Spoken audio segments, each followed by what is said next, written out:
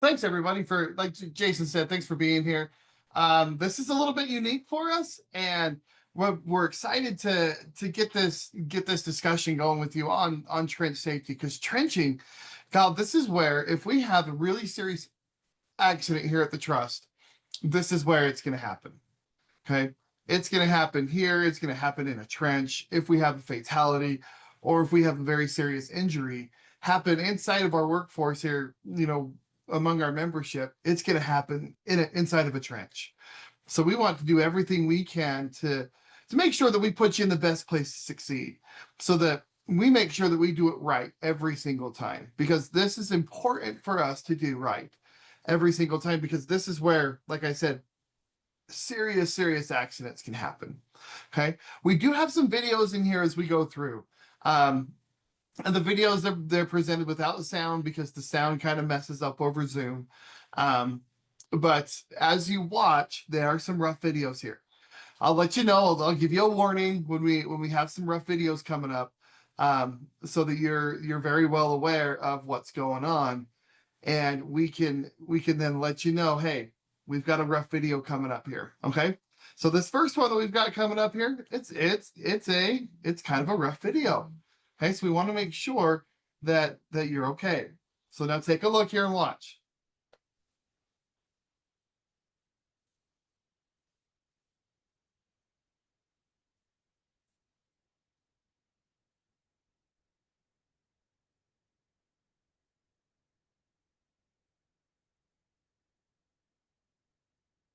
So as we watch this video, there's people down there in the hole already, down in the trench. Uh-oh. And there goes the trench collapse. Okay.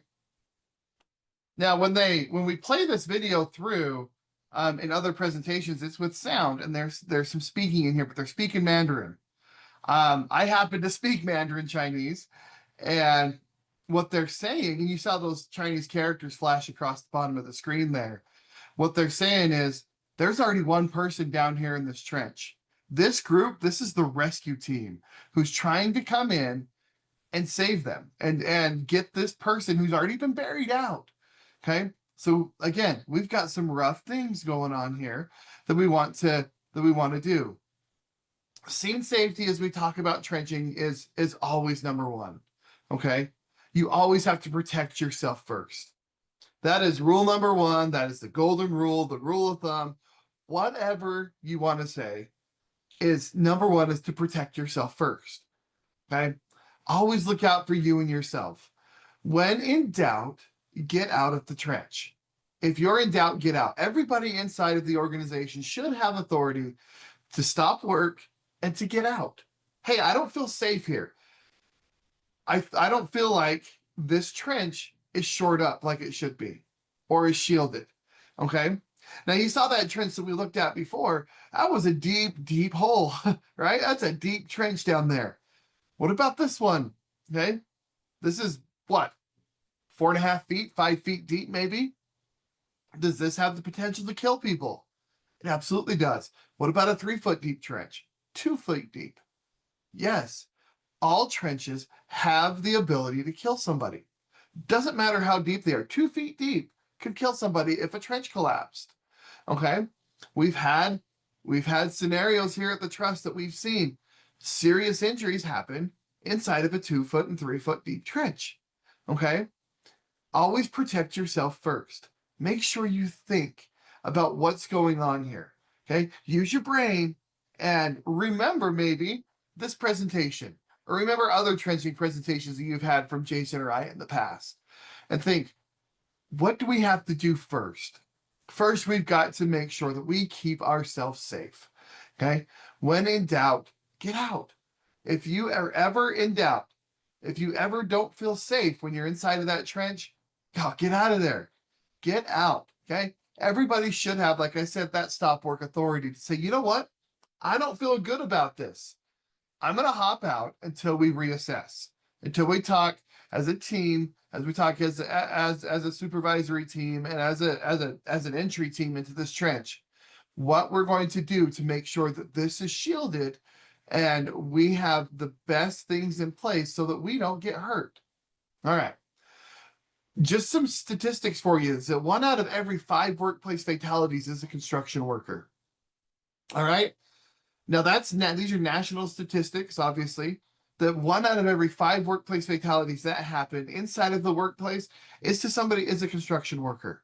Okay. Trenching is where we talk about construction work inside of a local government agency. Okay. That's one of the areas that we dabble in the construction standard of OSHA. Okay. Excavation fatalities are 112% higher than in general construction.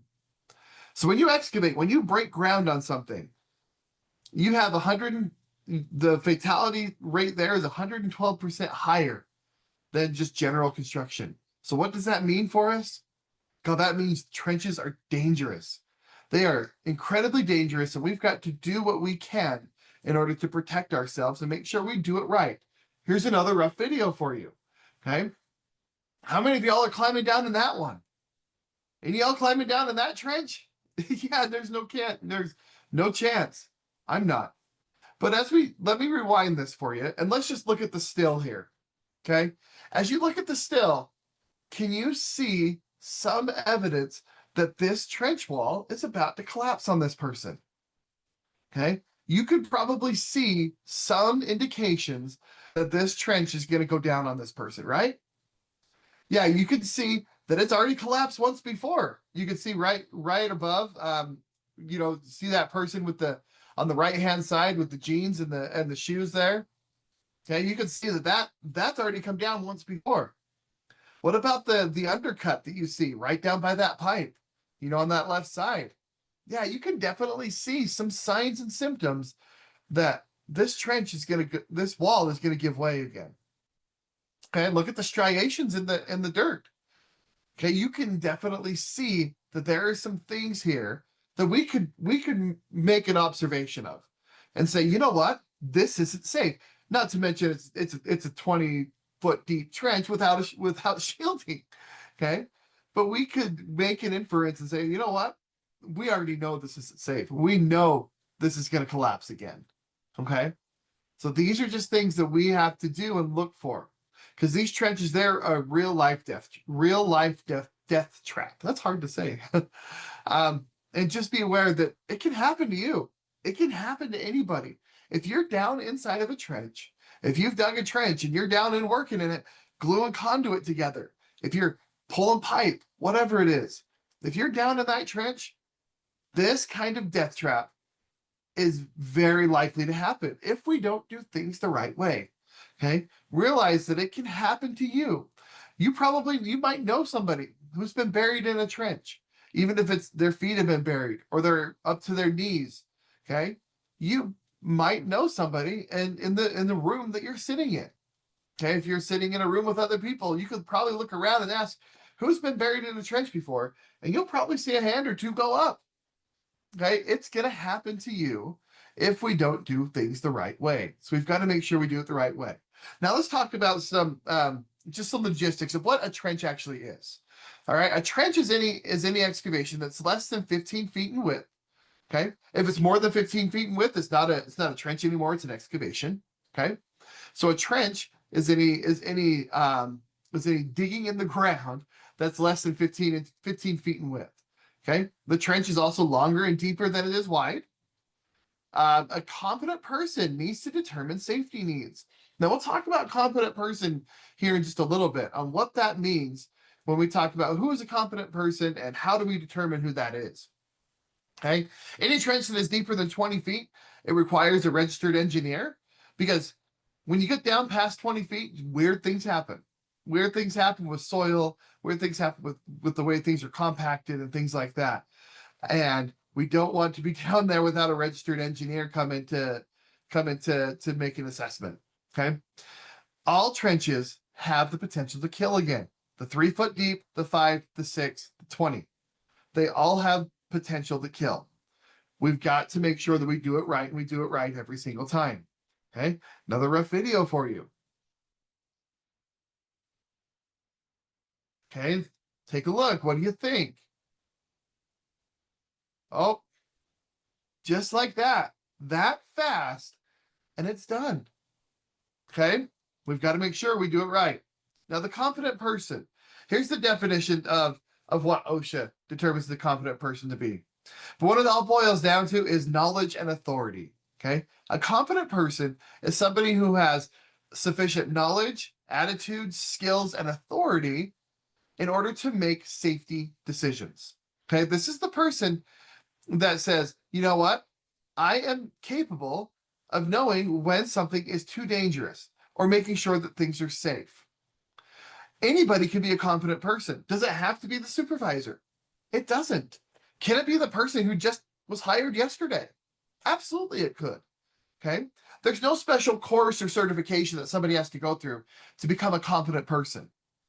A competent person is just somebody who has sufficient attitudes, knowledge, and skills in order to make decisions, and that they have sufficient authority that they can make those decisions, that they can stop work when it needs to be stopped, that they can say, hey, you know what? We've got to do this better. This is the person who classifies your soil. What soil type do we have here? And does those testings. Okay, the competent person is the one who fills out your permits and does the things that you need to do to get down inside of a trench if you need to, if it's a confined space.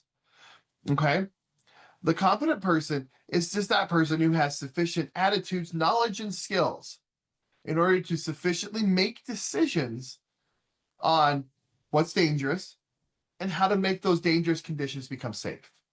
And then has the authority to stop work, like we all should have. We should all have that authority to stop work. But this is the end all be all. Hey, this is the authority to stop work and make sure that we get out of there if we need to. All right. So who is your competent person? Is it the person sitting next to you? Is it you? Okay. You should know whenever you go onto the job site, when you're going to get down into that trench, who is the competent person here? Who is the person who has determined that it's safe for me to get in? Made sure that we have our shields in place. Made sure that we've done our soil testing and classifications. Make sure we have our safety and rescue teams on the ready. Make sure that we have things in place so if something does go wrong, that we can respond accordingly. Because if I'm going to get down inside of a trench, guys, I'm going to make sure that I know who that person is. Okay. I'm going to make sure I know who that competent person is, because that person is the person who's made decisions to say, you're safe, Mike, to get down inside that trench. So we've got to make sure that we know who that competent person is. Now, that competent person has some responsibilities. They have to be present at all times when employees are in the trench. Hey, that doesn't mean they can come and they can look and they can say, you know what, we're good here. Let's put the shields in. I'm going to take off and I'm going to go to lunch, or I'm going to sit in the truck where it's air conditioned and let you guys handle your stuff. Okay. No, they have to be present. They have to be there. Okay. Watching and making sure that things are going according to plan. They have to determine whether sloping is necessary in shallow trenches. Okay. If it's less than 5 feet deep, maybe we can slope it instead of put a box in. Okay, we'll talk about this 5 feet deep thing here in just a little bit. They have to perform the soil test and determine soil classifications. They have to perform inspections prior to the start of work each day and as needed. So does that mean we dug a trench and we were laying conduit? Okay. Day ended, we went home for the day, came back. Does that competent person have to do a new inspection on that trench, even though we didn't touch it overnight? Absolutely. Okay. Time was spent away. They've got to make sure that it's safe. They have to perform that inspection prior to the start of work every day, and then as needed. What does it mean as needed? Well, I'm the employee that's down there in the trench, and I say, you know what? I don't feel safe down here. I think something's wrong. So I'm stopping work right now. That means that competent person's got to come over and make sure they do a new inspection and make sure that things are okay for me. And if not, do everything they can to make sure it's safe, or else I'm not getting in. Okay. They're also the responsibilities to make sure they evacuate when there's any kind of evidence of a possible cave-in. They've got to stop work if there's any kind of evidence of a possible cave-in. We'll talk about some evidence here in just a little bit, but we looked at some earlier. Okay. Undercuts on the side, on the trench wall, previous collapses, sloughing of the belly, things like that are things that we look for as evidence of possible cave-ins before they actually occur. All right, let's keep going here. They have to determine also if there's a confined space here. many times if we go down into a trench, we may be getting into a confined space. Okay. We may have to go through a confined space to access the trench. We don't know. Okay. This person has to make sure that they determine if a confined space exists. And if it does, we've got to make sure that we follow certain protocols and guidelines for confined spaces. Now, we're not going to talk about confined space requirements and things in this session. We'll do another session later on that we'll talk about confined spaces. Okay. All right. So what do we do before we get in that trench? So some things to do and some things to think about before we actually go and dive into that trench. Okay. Here's one of them. Got to identify the utility lines, right? Got to identify where those utilities are and locate them prior to digging. Why do you want to locate the utilities prior to digging? Yeah, so you don't bust them. Okay, but blue stakes, they do a great job, don't they?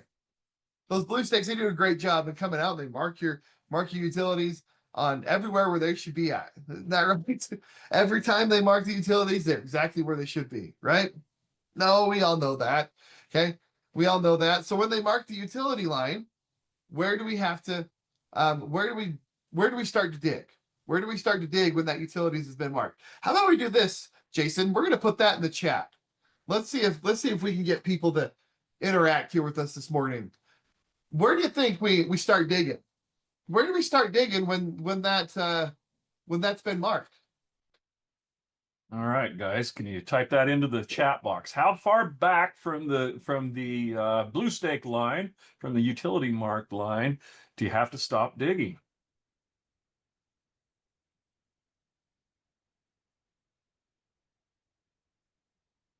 We have a vote for 3 feet.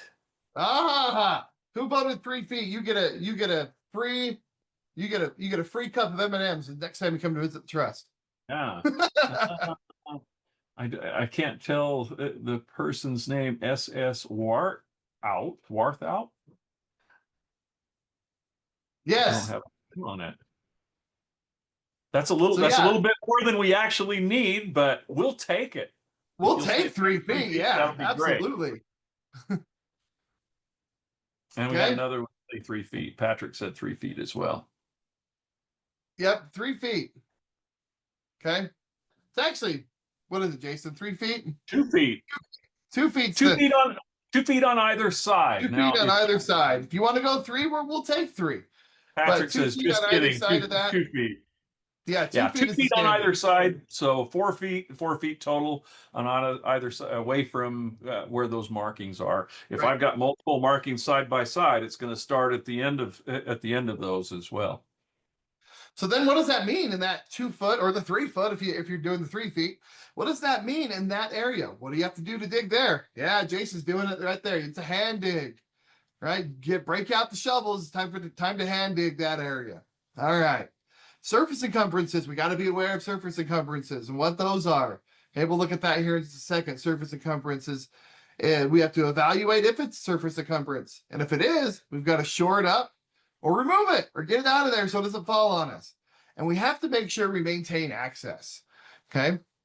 We have to make sure if that trench is more than 4 feet deep, you've got to have a ladder or a ramp every 25 feet in order to help you get out of that trench if we need to get out of that trench quickly. Okay. That's what we need to do and make sure that we have sufficient access in there. So more than 4 feet deep in a trench, got to make sure you have access every 25 feet of the length of that trench in order to facilitate evacuation. Okay. Because if you go on, that blue stakes come and mark and you do this, God, that's a bad day. That's a bad day, folks. Got to make sure that you give that 4 feet of breadth, 2 feet on either side at least of that blue stakes mark. Because when things happen, when you hit those utility lines, we don't want things like this to happen, right? Cutting through all that communication cable, busting into the water main. Those are things we have to be aware of. This is an expensive mistake, is it not? And getting all that fiber cable, whoo, that's an expensive oops. All right, we got to make sure that we locate those utilities and have that 2 feet on either side, so 4 feet total. There's a great example of a surface encumbrance, everyone. That was what we call a surface encumbrance. When you have something over the top of the trench that you're working in, which leads us to another point, right? How many of y'all in here are excavator operators? Probably good ones, right? What would you say as an excavator operator? Would you say to everyone, you should always trust me, I'm going to do everything safely, and nothing ever going to happen when I'm using the excavator? Well, we just saw here. Look at this. How could you anticipate this happening? That, oh no, it fails. And then it crashes down on you. Never trust your excavator operator. They may be the best one, but you don't ever want to trust them with your life. Okay? Don't ever do that. All right. The surface encumbrance. Here's the definition of a surface encumbrance. It says that all surface encumbrances that are located so as to create a hazard to employees shall be removed or supported as necessary to safeguard employees. Right from the OSHA standard, these surface encumbrances shall be removed or supported as necessary. Anytime you hear the word shall in OSHA speak, what's that mean again? Yeah, it means must. You got to. You have to do it. Okay. How's it doing here? It's supported, right? That they supported that surface encumbrance. It's okay. Nah, that's not what we mean here, guys. You got to remove it or support it so that we make sure that we protect the employees. All right. Let's keep on going here. Make sure you watch out. Again, who's number one? You're number one. You have to make sure that you look out for number one and watch out. And most importantly, watch where things are happening on the roads. Okay? We all have traffic control devices, and we use traffic control to help us stay safe when we're down in the trenches. But do the public always obey those? You put the slow sign out, you put the stop sign out, okay? Are those always obeyed? People always, obey your cones and your signs and things like that, right? Or do they still drive right through them? Does this ever happen? Okay, what about things like this? Those cones are up. Oh, woo! It's a close call there. Okay, we've got to watch out for us. We got to watch out for number one. We've seen it so many times when folks getting hurt and injured because of people, the public, not paying attention and not watching where our signs are, where we are. So don't just assume that your sign, that your cone, that your barrier is going to be enough to keep somebody out of the way of your trench or excavation. Okay. What we want to say now, Colin, you should block the road. Get a truck, block the road, and make sure that you eliminate access to the area as best as you can. They'll drive around the barriers and the cones and things like that and drive right through your flagger. But put a truck there, block the road, and make sure it's safe. Okay, take that truck, block that road off a ways down the road, so you've got a safe place to work. Okay, so if they go, they're going to go right through the truck and get hopefully stopped there.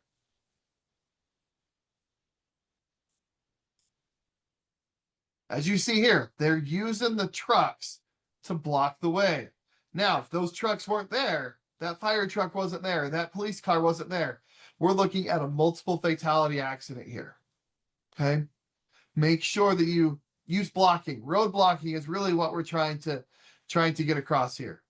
Block that road off as best we can. All right. Watch your head again. Okay. Don't trust your excavator operator. Oh. Okay. They may be the best excavator operator on your team, but don't trust them. Watch your head. Make sure you wear your personal protective equipment. Okay. Inside the trench, make sure you're geared up sufficiently. You have your hard hat on. You have your retroreflective clothing on to make yourself visible. But you're doing everything you can in order to make sure you stay safe. So traffic, make sure you wear those retroreflective clothing. Okay, those vests, those should be, anytime you're working inside of a right-of-way, inside of a street where there could be vehicles coming through, make sure you make yourself as visible as possible. Get those retroreflective vests on, put on the hard hat, and make sure that we're good. Okay. Other different kind of traffic controls. Make sure you have your signs and your flaggers in place. We're not saying don't do that. Okay. we're saying, in addition to having your signage and your flaggers and those things, roadblock. Okay. Park the truck in the middle of the road and block that road off. Keep yourself safe. Okay. Falling loads. Okay. Employees not under the bucket. Watch your head. Don't ever go under a suspended load. Okay. Stay out from underneath things. If things are suspended over your head, do not ever get underneath them. Okay. Rough video here. Don't watch this one if you don't want to see someone taken out. But don't stay under a falling load. Okay. Bad stuff happens. We have to make sure we stay out of the way. Stay out of the way of the bucket operator, of the excavator, of big heavy machinery. Make sure we stay out of the way of these pieces of equipment. Okay. I got you there. See, I didn't say this is a rough video you might not want to watch. You thought something was going to happen to that guy, didn't you? Okay. We tricked you there. What about this one though? Whack. Okay. Stay out of the way. Watch over here on the left-hand side.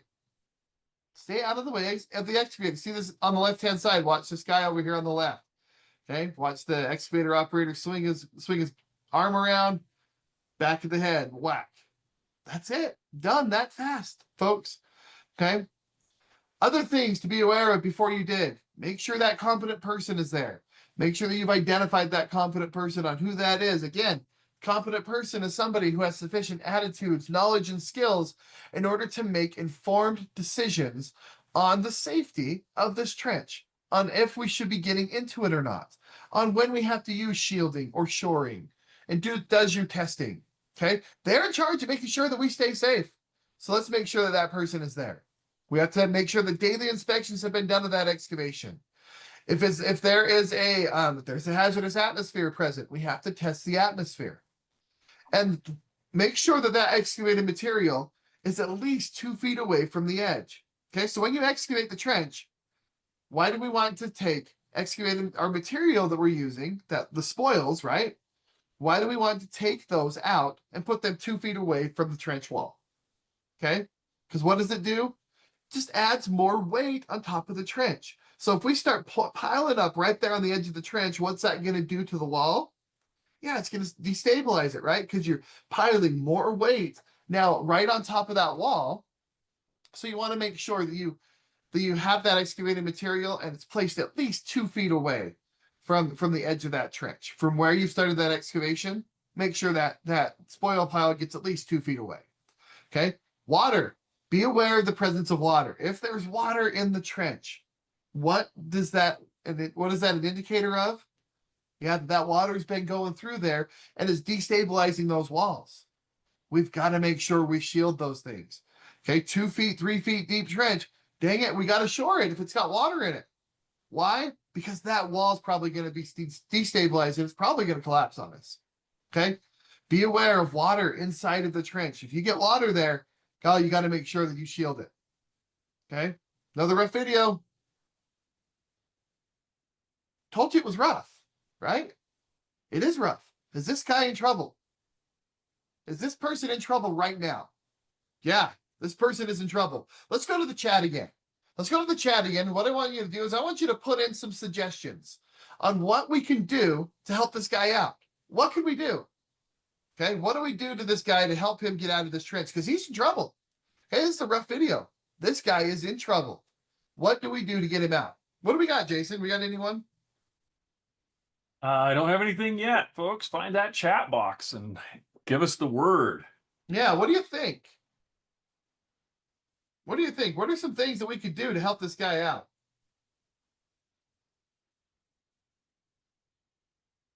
Darren says, grab the bucket. Have him grab the bucket? Yeah. So what do? We have to tell him, hey, grab the bucket. So he grabs out of the bucket. Then what do? Start pulling him out, right? No, we don't want to do that. What are we going to do if we start pulling him out? We're going to rip him in half. Okay. Anything else? Yeah.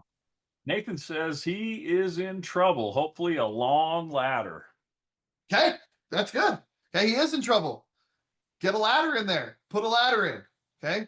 Say, toss him a shovel. Tell him to start digging. Tell him to start digging himself out. Should we jump down in? Should we jump down in and start helping him? That's my buddy though, Jason. That's my buddy that I've been working on this crew for 20 years with. I gotta help this guy. I know his wife and his kids. No, we don't get down in that trench because if the trench has collapsed once, is it gonna collapse again? 100%. Okay. This guy's in big trouble. Toss him a shovel, put a ladder down there, tell him to start digging. Call 911. Get them to come out. But what do you also want to do? Toss this guy a rope. Have him tied around his waist. Why is that? So you can locate him. So you can locate him when that trench collapses again. This is a rough go right now. He's in big trouble. Okay. We need to toss him a rope, get it tied onto himself, and start to toss him a shovel. Tell him to start digging as fast as possible. Okay. Because it's going to be a body recovery here in just a few minutes.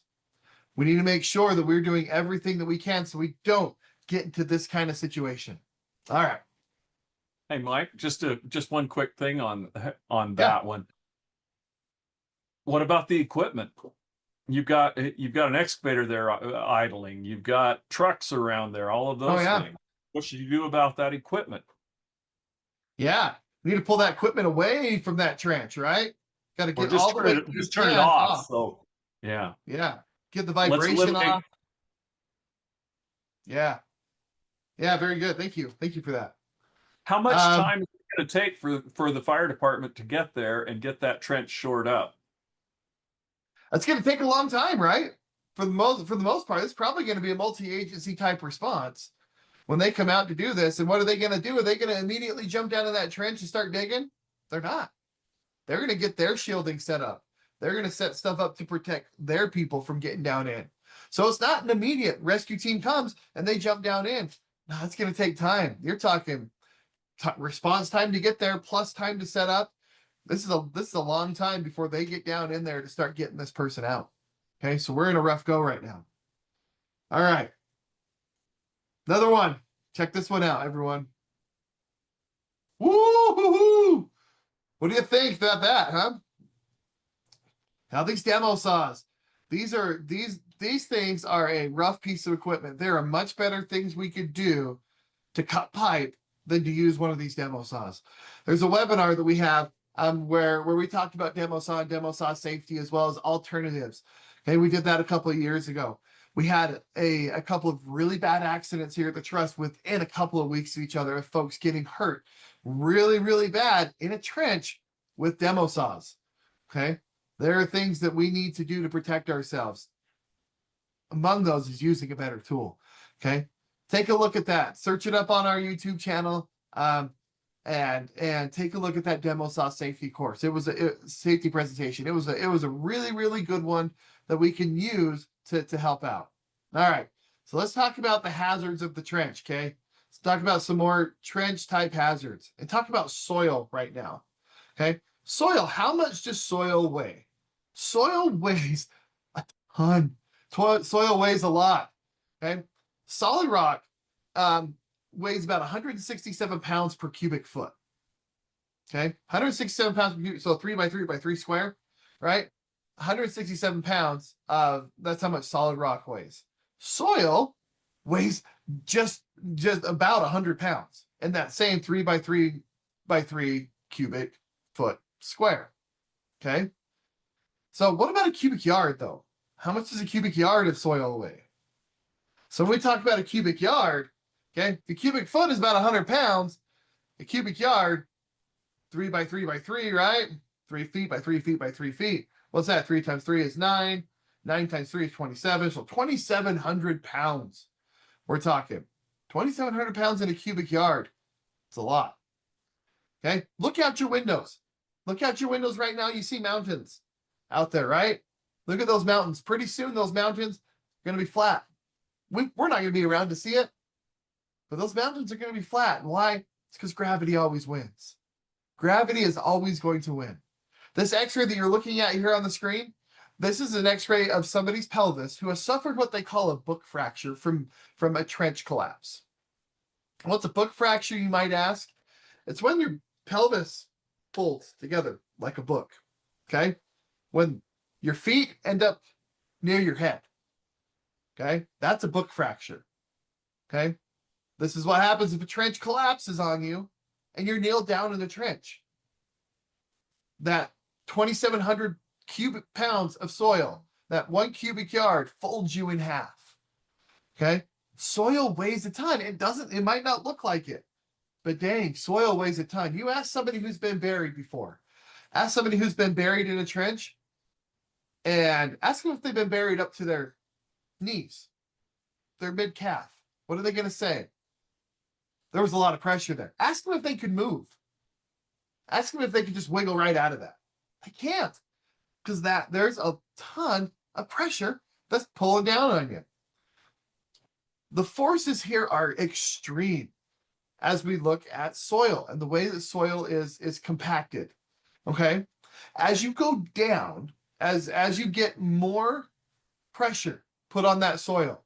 Okay, so think of your trench wall. As you go down 5 feet, you've got 100 pounds every cubic foot. Okay, as you go down 100 pounds, 100 pounds, 100 pounds.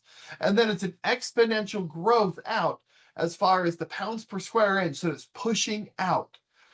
Okay, the forces here are super extreme. And you're playing with your life if you're down inside of a trench that's not shielded correctly. Okay, or a trench that's had issues of collapsing. Okay, some things that we look for. Okay, inside of that trench, we look for cracks in the soil.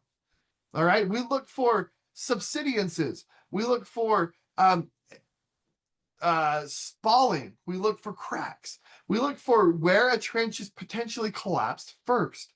Okay, these are those signs and symptoms that we talked about when we looked at in that first earlier video, where you could see some signs that, yeah, I can see that there's some stress here on these trench walls where it's going to collapse. Okay, again, stay out of the way and don't trust the equipment, because sometimes bad things happen. Okay, let's talk about the different kind of collapse types we got. We got the spoil pile slide. What is that, you might ask? Well, the spoil pile slide, again, we should put that spoil pile at least 2 feet away from the edge of that excavation, right? From the edge of that trench. But if we don't, and that spoil pile slides down into the hole, that's what we're talking about here. Okay, that's a collapse. That spoil pile collapses the top, and then it comes right into the trench. Okay, others, the shear wall collapse. We've seen a couple of examples of those. Okay, the shear wall is collapsed immediately right onto that person. Okay, just some others, belly slough and lip slide. We're going to keep moving here just for the sake of time. Okay, how many of y'all are climbing down into that trench without any kind of shielding? Ugh. Not me. I ain't doing it. Okay, we got to make sure we do these things right. Now we're going to talk. Jason's going to come on, and we're going to talk. He's going to give us some demonstrations here around soil testing and what we can do as the competent person. That competent person, what some of their jobs are. Because again, here's another rough video, guys. If we don't test and we don't do things the right way on what happens, don't watch if you don't want to see something bad. Woo! See how fast it happens. It's unpredictable. We don't know when it's going to happen. So let's make sure why we have to make sure we are doing things right. And we're doing it right every single time. Okay. So Jason's gonna come on and he's gonna talk to us about soil classification. Gonna give us some demonstrations on what this looks like. Okay, Jason? All right, I'll get started on this while Mike's coming over to to make this work. Hey, we want to make sure that we understand what the risk that soil has for us. And so to do that, we've got to know what type of soil it is. And so the competent person needs to classify the soil into one of 4 different types, either solid rock, type A, B, or C. Type A is the most stable solid soil, and type C is the least stable soil. We need to, or the competent person needs to do at least one manual and 1 visual test to be able to identify what that soil is. And you say, well, what are those tests? Well, manual tests, we are looking for, well, let's talk visual tests just briefly here. What is a visual test? I'm looking at that soil to determine what is the particle size. Are the particles big? Are they small? Well, generally the smaller the particles, the more stable a soil is. You think about that. If I've got gravel, I've got river rock or something like that, it's going to be less stable than a clay that has a lot smaller particles. And not always. Of course, we can always have wet clay that can cause us to have some stability problems there. But in general, the smaller the particles, the greater the hazard. Mike's talked about a couple of things on this where he talked about spalling, where we have things flaking off and cracking. Those are visual tests. Then we go to manual tests. All right. So Mike is going, I don't think it, there we go. Now you can see it. That is really weird. There you go. It should be that camera. All right. You can just stand back. Like pointed at me. Hey. Is that going to work? It's not. Oh, it's upside down. Turn the phone upside down.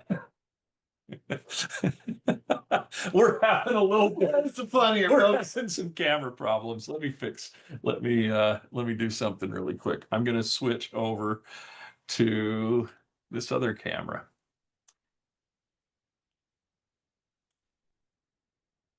Okay. Now we're back on. We're back on. We're going to do it folks. this way. We had grand designs. We did.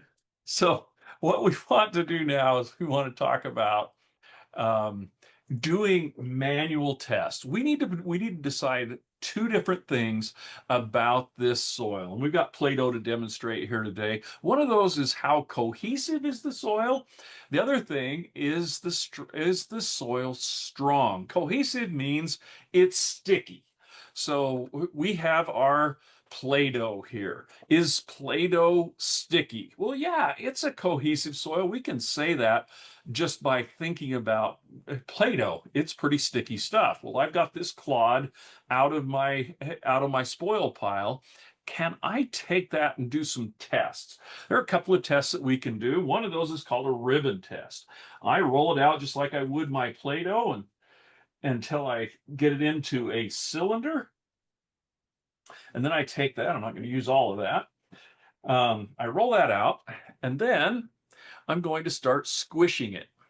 And you can see how I can make a ribbon there. And if I can, depending on the length of that ribbon that will hang off the side of my hand, I can determine the soil type. But basically, if I can get a couple of inches coming off the side of my hand, that's going to be a cohesive soil. It's sticky. It likes to hang together. The other test that we can do is called a thread test. And I roll this one out a little bit thinner, quite a bit thinner.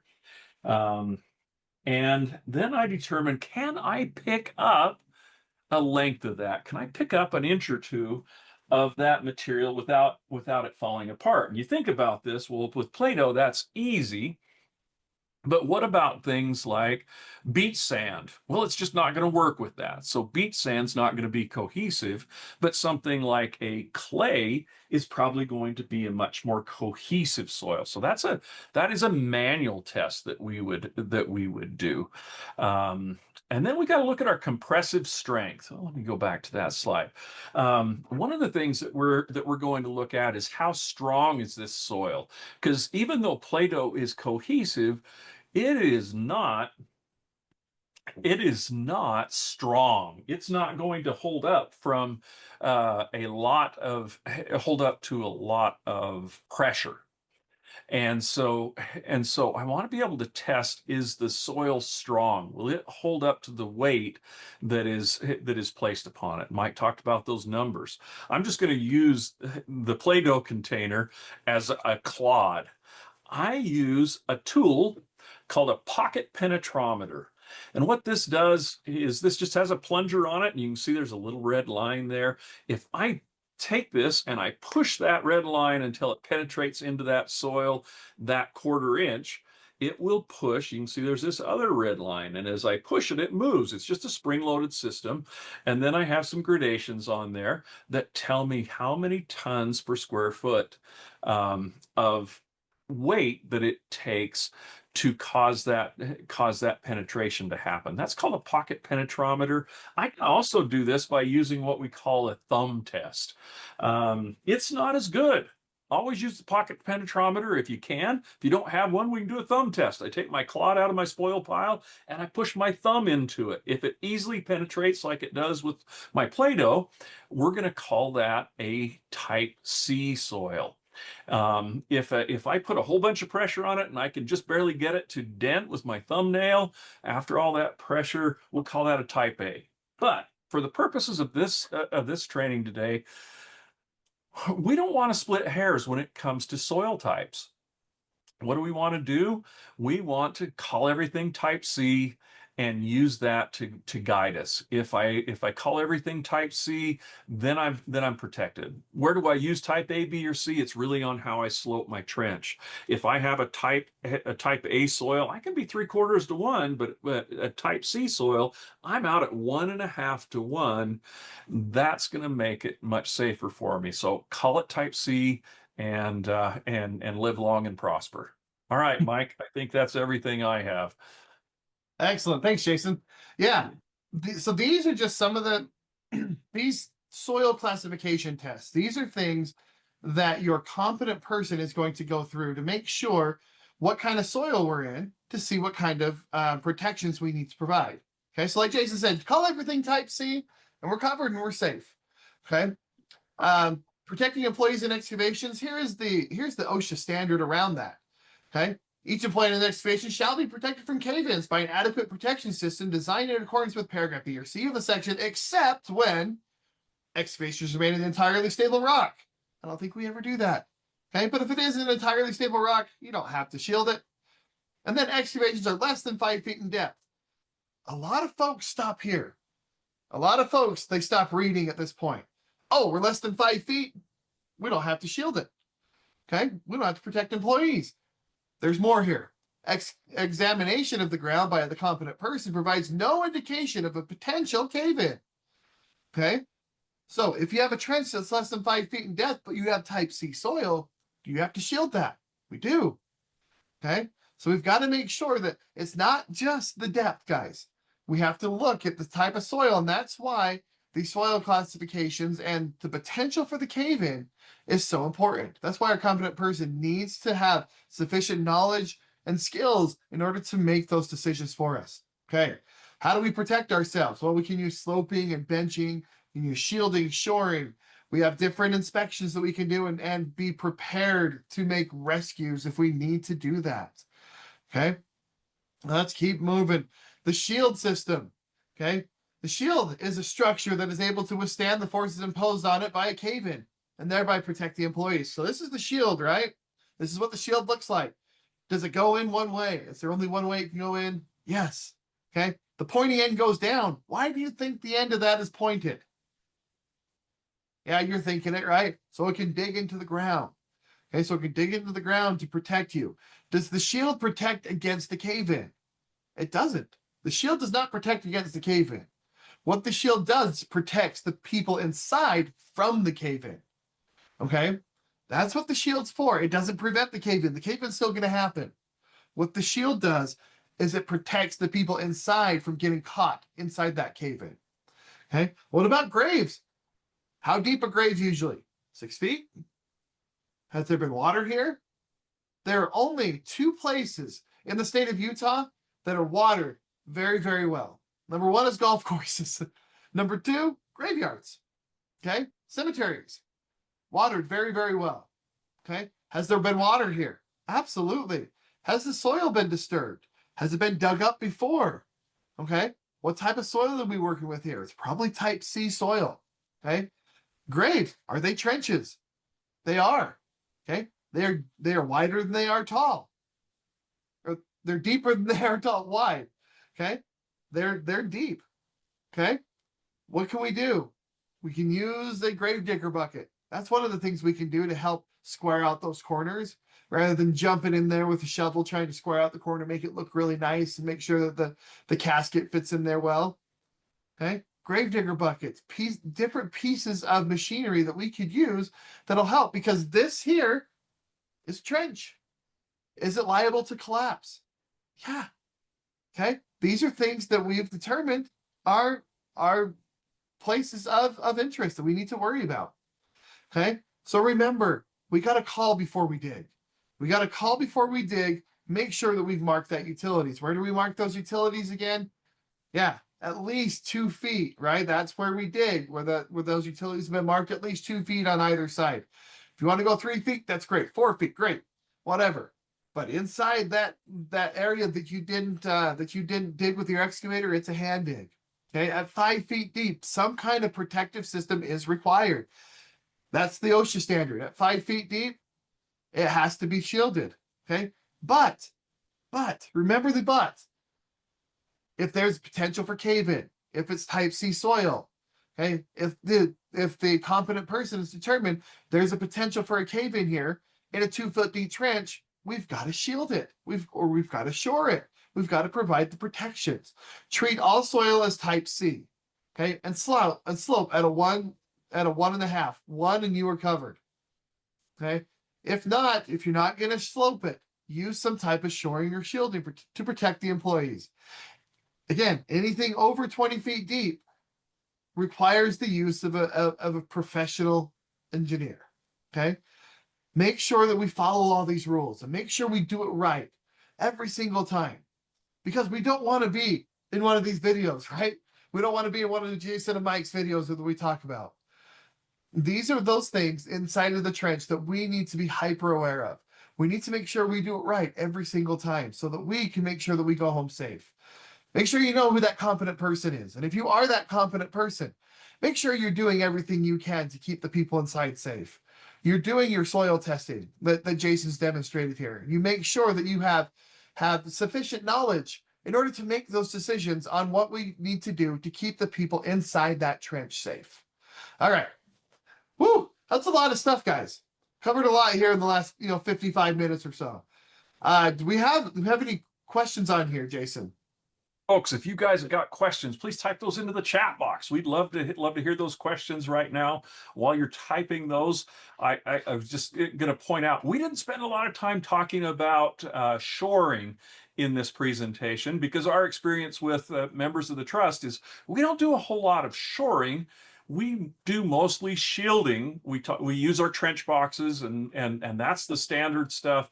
But probably just to point that out as the questions are coming in, there are times when we don't want that trench to collapse. Our shield is going to protect us from a collapse, but it doesn't stop it from happening. Right. But there are some times when there's a building or there's something that we do not want that trench wall to collapse, and we may use shoring for that. We put hydraulic pressure on the outside of those trench walls. Know that those things are, probably beyond the scope of what many of you do out there. There are a few organizations within the trust that do their own shoring, but most you'll hire a contractor to come in with that. But we ought to be really familiar with shielding with those trench boxes and how to use those. All right, I'm looking back here to see what questions we've got in, and you know how many questions we've got, Mike? Can you take a guess? 0. That's the exactly right answer. Mike is so on it today. We would love to hear your questions or comments. If you have any of those, Mike and I are always available to answer questions about this and other safety and risk things. No questions. Okay. Well, folks, thanks for being here and working through this with us. Thanks for your interaction. This was great. So some really good interactions. We enjoy that. Thank you for being here. Just make sure you do it right. Do it right every single time, especially inside the trench. And whatever you do today, just make sure you make it a safe one. Go out and have a safe day.